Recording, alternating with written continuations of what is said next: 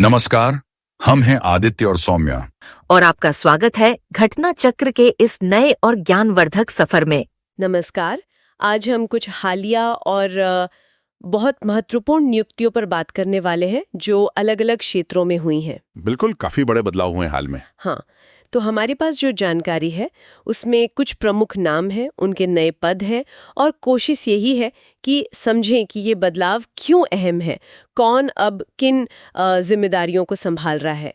इसमें चुनाव आयोग भी है, ISRO है, RBI है और राज्य पुलिस भी। तो चलिए शुरू करते हैं। हाँ, करते हैं। सबसे पहले ज्ञानेश कुमार, इन्हें भारत का 26वां मुख्य निर्वाचन आयुक्त मतलब CEC बनाया गया है। 19 फरवरी 2025 से इन्होंने राजीव कुमार की जगह ली है। हाँ, और CEC का पद कितना महत्वपूर्ण है ये तो हम सब जानते ही हैं, खासकर चुनावों के संचालन में, है ना? बिल्कुल, निष्पक्ष चुनाव के लिए। हाँ, और इनकी नियुक्ति की प्रक्रिया भी देखिए, काफी अहम है। राष्ट्रपति करते हैं नियुक्ति, लेकिन प्रधानमंत्री की अध्यक्षता वाली एक समिति की सिफारिश पर। अच्छा। और कार्यकाल भी देखिए 6 साल या 65 वर्ष की आयु, जो भी पहले हो, ये एक तरह से स्थिरता देता है पद को।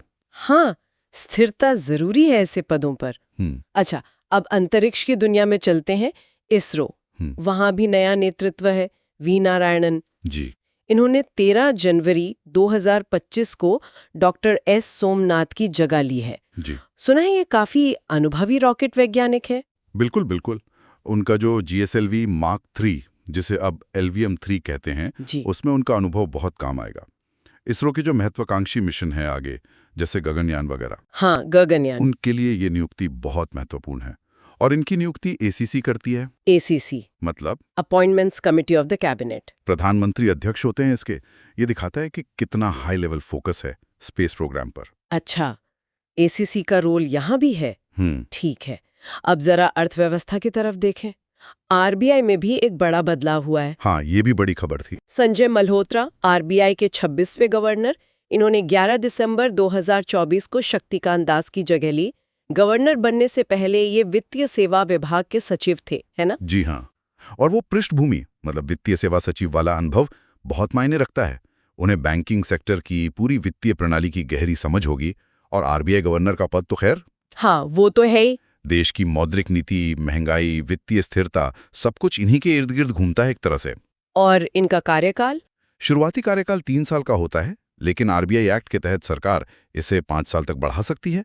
हमने पहले भी देखा है ऐसा होते हुए। हाँ, सही है। तो ये एक अहम नियुक्ति है, खासकर अभी के आर्थिक माहौल में। बिल्कुल, वैश्विक चुनौतियां भी हैं और घरेलू भी। अच्छा, अब राष्ट्रीय स्तर से थोड़ा राज्य पर आते हैं।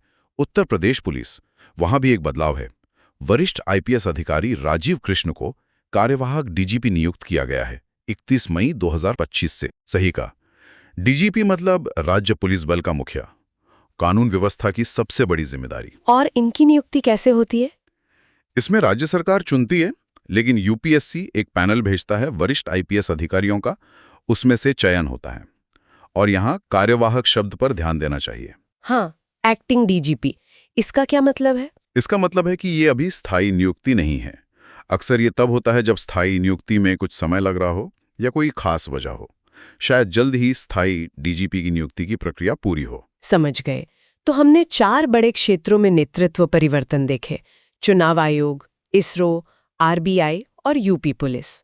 हाँ, इन सबको एक साथ देखें तो क्या तस्वीर दिखती है? देखिए, तस्वीर ये है कि शासन के जो महत्वपूर्ण स्तंभ हैं, चाहे वो लोकतंत्र की प्रक्रिया हो या विज्ञान तकनीक हो, अर्थव्यवस्था हो या फिर कानून व्यवस्था, इन सब में एक तरह का लीडरशिप ट्रांजिशन हो रहा है। हर नियुक्ति अपने आप में महत्वपूर्ण है और ये देखना दिलचस्प होगा कि नए लोग अपने अपने संस्थानों को क्या दिशा देते हैं, उनकी प्राथमिकताएं क्या रहती हैं। बिल्कुल, ये सिर्फ नाम बदलना नहीं है, ये संस्थानों के भविष्य की दिशा का भी संकेत हो सकता है। हाँ, और इसी से जुड़ा एक सवाल मन में आता है जिस पर शायद हमारे सुनने वाले भी सोच सकते हैं। जरूर। हमने देखा कि इन पदों के कार्यकाल अलग अलग हैं।